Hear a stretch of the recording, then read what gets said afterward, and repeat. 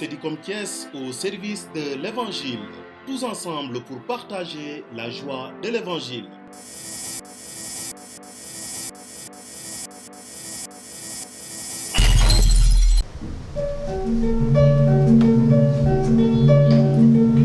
La loi du Seigneur est parfaite, qu'il donne vie. La charte du Seigneur est sûre, qu'il enseigne les hommes. Les préceptes du Seigneur sont droits, et ils réjouissent le cœur. Le commandement du Seigneur est pur, il clarifie le regard. La crainte qu'il inspire est plus, elle est là pour toujours. Les décisions du Seigneur sont justes et vraiment équitables. Plus désirable que l'or, plus de masse l'offre, plus savoureuse que le miel, qui coule les rayons. Aussi ton serviteur en est illuminé, en égard des troupeaux conduits, qu'il peut discerner ses erreurs, purifie-moi de celles qui m'échappent. Préserve aussi ton serviteur de l'orgueil, il est sur moi où il emprise. Alors je serai sans reproche, pur d'un grand péché. Accueille les paroles de ma bouche, les murmures de mon cœur, qu'ils parviennent en toi, Seigneur mon rocher, mon défenseur. En gloire au Père Tout-Puissant, à son Fils Jésus-Christ le Seigneur, à l'Esprit qui habite en nos cœurs, pour les siècles des siècles. Amen. La loi du Seigneur est joie pour le cœur. Lumière pour les yeux.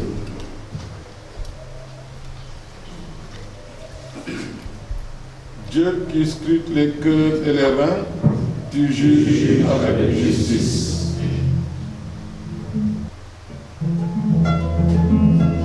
Seigneur mon Dieu, tu es mon refuge.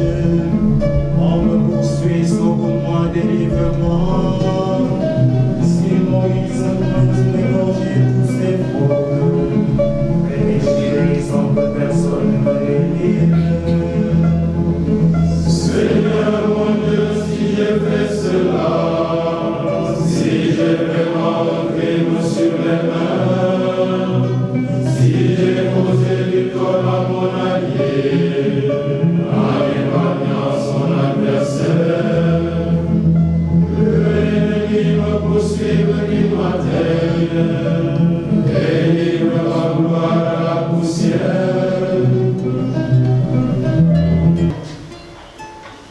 À vous tous, auguste assemblée, bonjour et bienvenue à cette assemblée d'ouverture de l'an 1 du nouvel Institut supérieur François Liberman de Sébikotane. Avec vous tous, chers participants, à cette cérémonie d'ouverture, je voudrais rendre grâce à Dieu le Père pour les inspirations que suscite son Esprit Saint dans l'Église du Christ. En effet, l'advenue de l'Institut supérieur François Liberman est l'œuvre de l'Esprit Saint dans notre Église locale.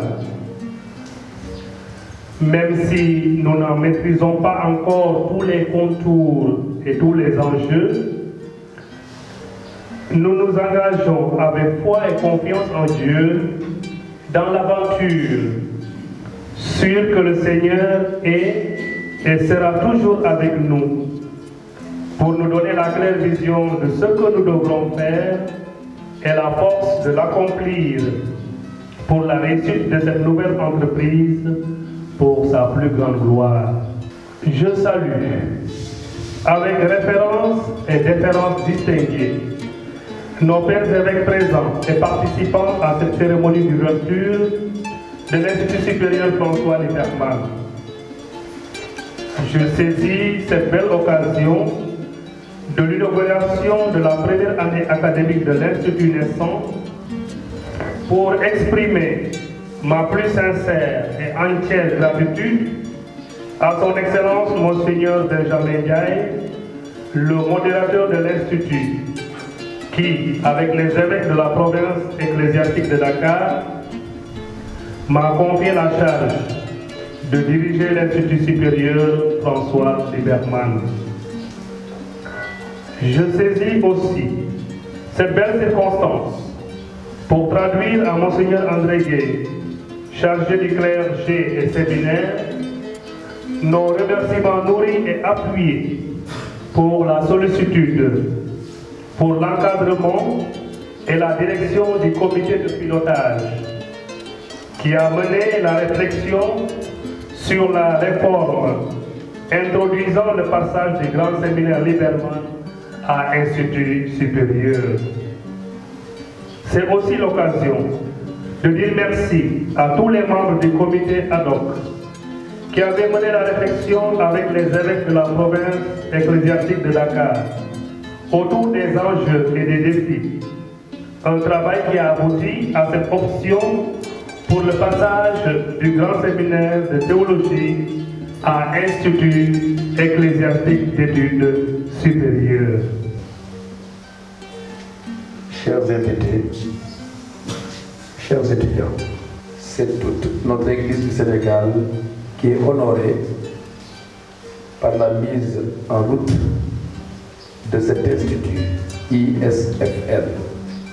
Après un long et difficile processus de réflexion, la décision, j'en suis témoin, n'a pas été facile, tant du côté des évêques que du côté des professeurs du grand séminaire, eu égard aux contraintes financières et matérielles dans le contexte de précarité de nos diocèses et de nos familles. C'est un honneur, oui. Mais combien lourd à porter si nous savons que nous peinons à faire fonctionner correctement déjà nos grands séminaires. Et voilà que l'Institut s'y rajoute. Quel énorme défi à relever. Cependant, nous avons des atouts qui ont fait que notre dossier était tout à fait soutenable. Précisément, pour ce qui est ressorti aux ressources humaines dont nous disposons, beaucoup de professeurs compétents. Je veux parler de ces professeurs, je veux parler de leur générosité et de l'abnégation dont ils font montre dans le travail. C'est l'occasion pour moi, au nom des évêques, de leur exprimer notre profonde gratitude, car les sacrifices consentis ont été énormes et sont toujours énormes. Et il en faudra encore et encore pour l'Institut. Le deuxième point de mon propos est un appel à continuer la bonne collaboration qui a permis à l'Institut de voir le jour. La bonne collaboration entre la direction de l'Institut et le rectorat du grand séminaire. C'est une évidence sur laquelle il n'est point besoin d'insister outre mesure. Il faut que les étudiants contribuent également à cette collaboration en sachant qu'il n'y a pas de séparation entre la dimension intellectuelle de la formation qui relève davantage désormais de la compétence de l'Institut et des autres domaines de la formation confiés au grand séminaire. Il n'y a pas de séparation. Je finis d'ailleurs par exhorter les étudiants séminaristes à savoir que les exigences sont désormais plus grandes pour eux par le fait même de la création de l'Institut. Sur le plan académique, la rigueur sera de mise pour que la qualité soit garantie. C'est cela le but entre autres de l'Institut. La qualité dans la formation. Et par conséquent, il faudra répondre aux critères requis pour prétendre au diplôme de baccalauréat de théologie. Il y aura plus de rigueur.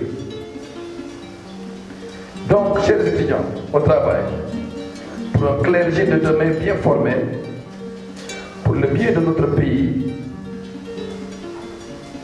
pour le bien de l'Église dans notre pays et pour le bien de l'Église universelle. L'Institut, à partir d'aujourd'hui, s'occupe de la formation académique des futurs prêtres. Le grand séminaire s'occupe de la formation spirituelle et l'Institut prend en charge la formation académique, la formation intellectuelle des futurs prêtres. Alors ce que nous rassemble aujourd'hui, c'est l'inauguration, c'est l'ouverture de la première année de l'Institut. Donc l'Institut, pour être plus simple, le grand séminaire passe maintenant à un niveau universitaire. Nous sommes, à partir d'aujourd'hui, à l'université avec des exigences. Donc la formation au grand séminaire, il y a la philosophie, il y a la théologie. Et aujourd'hui, les exigences augmentent par rapport à la rigueur dans le travail, mais aussi par rapport au niveau. Donc, dans toute l'université, il y a des règles. On va entendre les normes tout à l'heure par le chargé des études qui dit désormais comment la formation intellectuelle va se dérouler avec ces exigences de recrutement, d'inscription, mais aussi d'avancement et de diplôme. Le contexte le demande parce que nous sommes aujourd'hui dans un monde cultivé, dans un monde qui va à la recherche de la formation, de la science. Et le prêtre, dans ce monde, ne doit pas être dernier. Il est appelé à former les consciences, mais en se formant lui-même. Ce qui veut dire que désormais, il y avait déjà la rigueur, mais il y aura plus de rigueur par rapport à cet aspect intellectuel de la formation pour pouvoir aider les hommes, pas seulement les chrétiens, mais tout homme qui cherche la vérité. Le prêtre doit l'aider à se confronter à la vérité et surtout former les consciences aujourd'hui par leur manière de vivre, mais aussi par leur enseignement. De l'Évangile selon Saint Matthieu, au chapitre 11, versets 28 à 30. Venez à moi, vous tous qui peinez sous le poids du fardeau, et moi je vous donnerai le repos. Prenez sur vous mon joug et mettez-vous à mon épaule, car je suis doux et humble de cœur, et vous trouverez le repos de vos âmes. Oui, mon joug est facile à porter et mon fardeau léger. Chers confrères dans le sacerdoce et l'épiscopat, chers pédagogues et formateurs, chers étudiants séminaristes, l'invitation à nous mettre à l'école du Christ représente un défi majeur pour une nouvelle ère qui commence avec un changement de gouvernance pour la formation de prêtres. Cette chance se heurte à de réelles difficultés de parcours, liées d'après moi à la précipitation, au manque d'infrastructures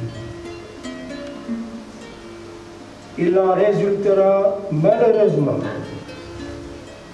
une période d'improvisation qu'il faudra assumer avec le maximum de rigueur et de fair play. Si l'exercice réussit, ce sera par une ligne harmonieuse de fonctionnement entre la structure séminaire, formation au sacerdoce ministériel sur le plan spirituel, disciplinaire et communautaire, et l'Institut supérieur François Liberman sur le plan académique. Des tâtonnements ne manqueront pas dans la recherche de solutions d'harmonisation des programmes et des moyens financiers. Car la formation en cours et la réforme arrive au moment où le fonds AWE est malheureusement épuisé. Les contributions des diocèses et des étudiants n'en seront que plus attendues pour tendre vers une santé économique indispensable à la réussite de l'expérience. Au nom des évêques de notre province ecclésiastique de Dakar, je remercie la commission clergé et séminaire qui, sous la gouverne de Monseigneur André Gueye, sont responsables à mener la réflexion qui aboutit à ce jour. Il est important de noter que si je suis signataire des documents en tant que métropolitain de Dakar, c'est bien la commission clergé et séminaire qui a mené le travail. Chers amis, conscients de nos moyens très limités, faisons les choses le plus simplement possible en évitant de nous engager dans des dépenses que nous ne pourrons pas supporter. Il importe que les évêques de la province ecclésiastique de Dakar, en synergie avec la commission clergé séminaire, s'attellent à la recherche rigoureuse de moyens pour réussir le pari de la réforme. Chers séminaristes étudiants, pardonnez-moi de le dire ainsi, mais vous êtes les cobayes de cette nouvelle expérience dans ce séminaire qui a connu tant d'autres mutations. Cela nécessitera de votre part de la souplesse, de l'endurance, de la persévérance, jusqu'à ce que nous trouvions le bon moyen. Je prie Notre-Dame de l'Espérance, Mater Spei, de nous accompagner durant cette année sainte décrétée par le pape François. Je termine en me référant au texte de Romains chapitre 5 versets 3 à 5. Nous mettons notre fierté dans nos tribulations, parce que nous savons que la tribulation engendre la persévérance. La persévérance engendre l'endurance. L'endurance engendre la désespérance qui ne déçoit pas. Fédérons nos forces et nos ressources pour réussir ce pari magistral du nouvel Institut supérieur François Liberman. L'adage latin selon lequel honor habet onus. L'honneur est chargé de responsabilité, l'honneur est une charge.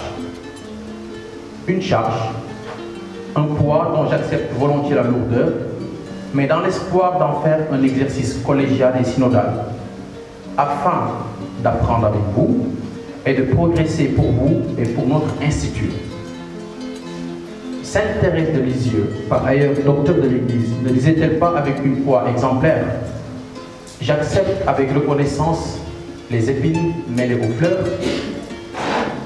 C'est bien ce que j'entends essayer de faire en prenant le risque de m'adresser à vous, en espérant clairement que la douceur des roses agréablement parfumées domine sur les piqûres minimisées des épines. Cette métaphore, chers amis auditeurs, pourrait assurément servir de levier pour entrer dans le vif de la communication qui nous a été demandée et qui consiste à rappeler l'importance de l'exigence liée à la démarche scientifique proprement théologique. En tant que science est reconnue ainsi, la théologie précisément catholique, qui voudrait être la fibre principale de notre maison de formation et d'humanisation, n'admet de façon intrinsèque comme extrinsèque aucune forme de dilettantisme. Elle est ferme, rigoureuse, sérieuse, dynamique, claire et doit être prise comme telle. Comme cela a déjà été signifié aux différents membres du corps professoral par le directeur de l'ISFL, Dr l'abbé Camille, l'exigence et la rigueur seront toujours de mise. Elles seront même non négociables. Ceci, dans l'optique de faire de ce haut lieu, dans un premier temps, un point centrifuge, d'où partira toute la lumière sûre et authentique de la science théologique pour rejoindre le peuple de Dieu, où qu'il soit sur notre terroir, voire au-delà de nos frontières sénégalaises. À l'instar de la Shekinah, la gloire de Dieu qui faisait route avec le peuple d'Israël, par un travail acharné mené ici, grâce à l'engagement sans faille des professeurs et des étudiants, il nous incombe la responsabilité d'aller accompagner avec assurance l'exode du chrétien sénégalais vers la terre promise de la science où coule le lait de la connaissance spirituelle et le miel de la sagesse dévote. Dans notre contexte du Sénégal, marqué par le chômage de la jeunesse, marqué par la crise migratoire qui s'ensuit, dans notre pays où le chrétien vit quasiment en situation permanente de minorité, dans une ambiance où le protestantisme, pire encore les églises de réveil, de plus en plus tentaculaires, attire beaucoup des nôtres, il va falloir, chers amis, incarner notre théologie. Comme je l'affirmais ce tantôt, sans pour autant nous enfermer sur nous, il est clairement urgent de penser en tenant compte du vécu du Sénégalais, qui est notre première cible, disons-le. Le débat ne peut se contenter d'être éthéré. La pensée ne peut se suffire à elle-même, tout comme elle ne peut se suffire d'être une pensée qui pense. Non. Sans cesse, nous aurons à légitimer notre discours théologique, à le rendre audible et plausible pour cet auditeur, frappé par la pauvreté, touché par les inondations, blessé dans sa dignité intrinsèque pour telle ou telle autre raison. Sortant du dialogue, parfois infructueux, d'idée à idée, d'esprit à esprit, le devoir incombera aux théologiens que nous sommes ou que nous aspirons à être, de penser face à un interlocuteur soucieux d'être soulagé dans son mal, pressé d'être éclairé dans ses doutes et en demande forte d'être renforcé dans sa foi. Cette théologie-là, de façon intrinsèque comme extrinsèque, sans se laisser piéger par les dangers d'une théologie de la libération poussée jusque dans ses retranchements ou d'une forme politisée de la théologie, voudra bien se faire à la fois concrète et prudente. Penser ainsi et se faire l'insigne obligation de donner à penser, c'est certainement tenir compte des recommandations fortes du pape François contenues dans son motu proprio que j'ai déjà cité. Il y rappelle sans embâche que, je le cite, promouvoir la théologie dans l'avenir ne peut se limiter à reproposer abstraitement des formules et des schémas du passé. Le pape poursuit, appelé à interpréter prophétiquement le présent et à discerner de nouveaux itinéraires pour l'avenir, à la lumière de la révélation, la théologie devra affronter de profondes transformations culturelles, consciente que ce que nous vivons n'est pas seulement une époque de changement, mais un changement d'époque. Fin de citation. Rappelons-nous le cri de cœur de Gaudium et Spes, selon lequel les joies et les espoirs, les tristesses et les angoisses des hommes de ce temps, des pauvres, surtout de tous ceux qui souffrent, sont aussi les joies et les espoirs, les tristesses et les angoisses des disciples du Christ. Ce qui est en vrai pour le chrétien l'est davantage pour celui qui s'adonne à l'activité de la théologie. La tâche est certes ardue, mais c'est même un principe théologique. Parler de Dieu et toujours s'intéresser à l'homme. Aimable auditoire, je ne saurais finir sans aborder la question prégnante d'une théologie du dialogue islamo-chrétien à prendre sérieusement en main. Par les temps qui courent, nos communautés catholiques, avec à leur tête les pasteurs, ont réellement besoin d'être formés sur ces questions qui sont si importantes. Comment un pays comme le Sénégal, de tout temps cité comme un exemple de bonne cohabitation malgré tout, entre musulmans et chrétiens, ne peut toujours pas être leader en matière de réflexion théologique sur cette thématique qui fait le quotidien du chrétien sénégalais. Je ne saurais finir non plus sans signaler, s'il est permis de le noter ainsi, un certain retard du développement, je veux dire de la production théologique au Sénégal, malgré les compétences avérées d'un clergé aussi bien formé. S'il est vrai que nous avons parfaitement réussi notre entrée en matière depuis la thèse du feu Abbé Pierre Guédiou du clergé diocésain de Ziguinchor, admettons-le que depuis lors, la tension est très lente. Il est certes possible de noter ça et là des contributions de quelques théologiens sénégalais sur la scène régionale et mondiale, mais disons que cela reste encore très timide. Qui plus est, quelle théologie de la croix pour des pasteurs et des fidèles qui ont tendance de plus en plus à vouloir éradiquer la souffrance, les épreuves et les maladies de la vie chrétienne? Quelle pensée proposer à un peuple de Dieu qui a fini par enfermer le Christ dans le canal étroit du titre de Messie guérisseur, faisant de lui un exorciste et rien d'autre? La liste des questions pourrait être plus longue, mais qu'à cela ne tienne, avec l'ISFL, un vent nouveau souffle.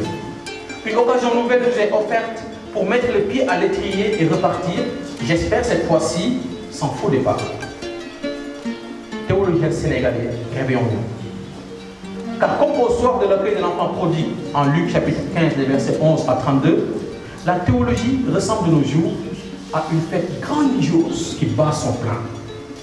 Le fils perdu est retrouvé, le père et sa maisonnée sont en joie, l'exubérance est au rendez-vous. Ne manquons surtout pas l'événement. Ne commettons pas l'erreur du frère aîné, grognard et jaloux qui est resté d'or, car malgré tout, la fête continue au-dedans. Avec le peuple de Dieu, entrons en scène. Prenons part à la danse mystique en ayant les yeux rivés sur le coryphée pour ne jamais faire de contretemps. Avec une juste harmonie qui nous permet de garder la cadence de la chorégraphie mystique, nous finirons par en séduire plus d'eux en leur donnant de réaliser enfin que la théologie n'est pas une simple spéculation inutile. Au grand séminaire, nous apprenons la théologie. Donc les cours dispensés aussi ici concernent la théologie sacrée, donc la recherche de Dieu et les mystères de la foi chrétienne, mais aussi le mystère de l'homme tout court. Parce que tout ce qui intéresse l'homme intéresse Dieu et tout ce qui intéresse Dieu intéresse l'homme. Donc ce n'est pas seulement une formation intellectuelle fermée en elle-même, mais une formation qui éclaire aussi l'être même de l'homme dans sa relation avec Dieu, dans sa relation avec le prochain, mais aussi dans sa relation avec la nature. Donc il y a beaucoup de disciplines, mais la discipline fondamentale ou déterminante, c'est la théologie dans son ensemble, avec beaucoup de branches dans la théologie. Alors il y a la théologie dogmatique, les vérités de foi, ce qu'il faut croire. Il y a la théologie morale, comment croire, comment vivre sa foi. Il y a les lois dans l'Église, le droit canonique. Il y a la liturgie, tout ce qui concerne la prière de l'Église. Il y a la Bible, l'Écriture sainte, comment interpréter, comment lire la Bible, comment comprendre la Bible. Il y a aussi l'islamologie, donc comprendre aussi nos frères musulmans, parce que nous sommes dans un Sénégal où il y a des chrétiens et à majorité musulmane. Comment vivre ensemble, comment partager les idées, mais aussi dans le concret de la vie, donc le dialogue de vie, comment cela peut nous aider à un Sénégal de paix, mais aussi un Sénégal qui se développe avec tous les acteurs, avec tous les citoyens. La place des fidèles, comme je l'ai dit tout à l'heure dans l'exposé, pour le moment, comme c'est un début, voilà, tout n'est pas clair, nous cherchons aussi.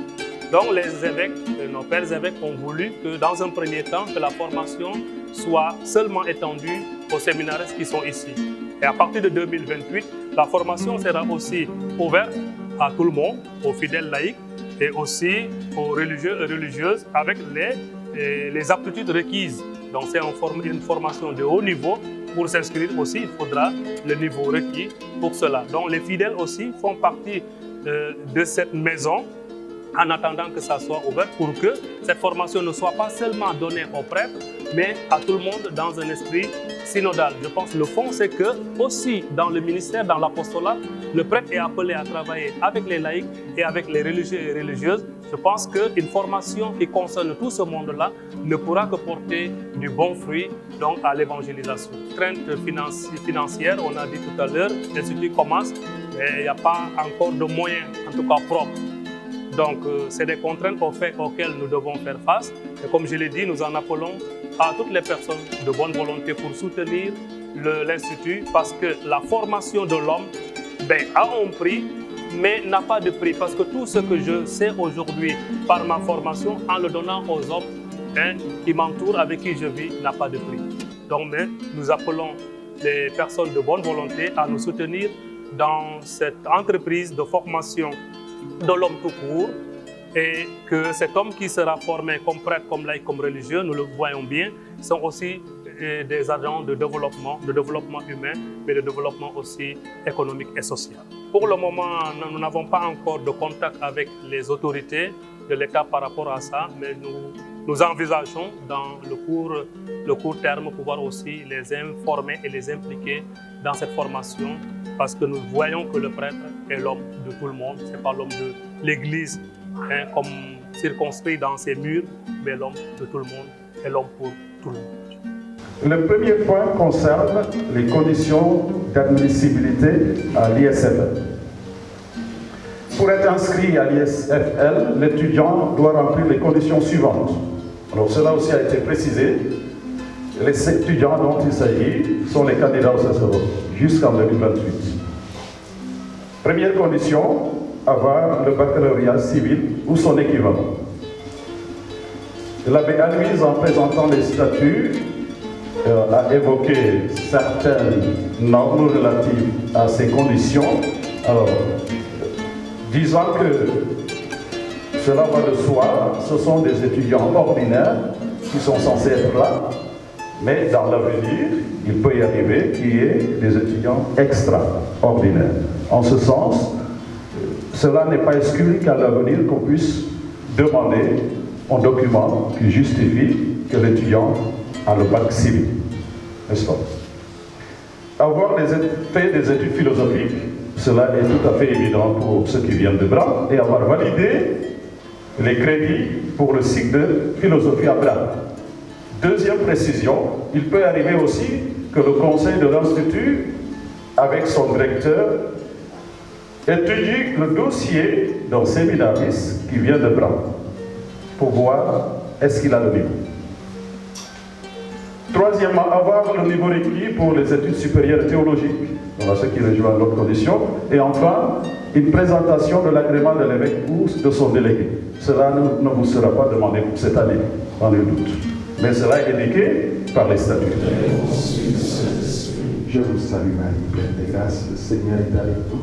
Vous êtes bénie entre toutes les femmes, et Jésus, le fruit de vos entrailles, est béni. Sainte Marie, Mère de Dieu, priez pour nous pauvres pécheurs, maintenant et à l'heure de notre mort. Amen. Voici la servante du Seigneur. Qu'il nous soit sauvé selon ta parole. Je vous salue Marie, pleine de grâce, le Seigneur est avec vous.